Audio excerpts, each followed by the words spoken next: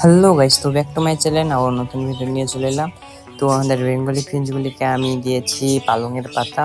তো সেটাকে খাওয়ার চেষ্টা করছিল আর একটু তারা ভয় করছে। ফিঞ্চ পাখি এমনিতে ভয় করে, তো দেখতে ভালোই লাগছে। তো আমার অনেক দিনের শখ ছিল ফিঞ্চ পাখিগুলিকে আনবো, তো আমি ফাইনালি এনেছি। আর আরও কিছু আমি পেটস এনেছি, সেগুলি আপনাদের সাথে আমি দেখাবো, শেয়ার করবো আজকে। তো চলো দেখাই। তো দেখতে পাচ্ছ এখানে ভরা আছে, তো কি হতে পারে তোমরা একটু গেস্ট করো আর কমেন্টে বলো। তো আমি খুলতে চলেছি, তো আমি খুলেছি। তো দেখতে পাচ্ছ এখানে একটা ককটেলের বেবি আছে। তো ককটেলের বয়সটা হচ্ছে 28 দিন। আর সে হচ্ছে ফিমেল, কারণ ওর দোকানদার আমাকে বলেই দিয়েছিল পাখিটি ফিমেল হবে।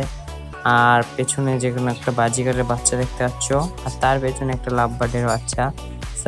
লাভ বার্ডের বাচ্চাটাকে 3 দিন ধরে খাই খাই আমরা বড় করছি। তো দেখা যাক বাচ্চা নাকি। তো আজকে ভিডিও এই পর্যন্ত গাইস, ওকে টাটা বাই।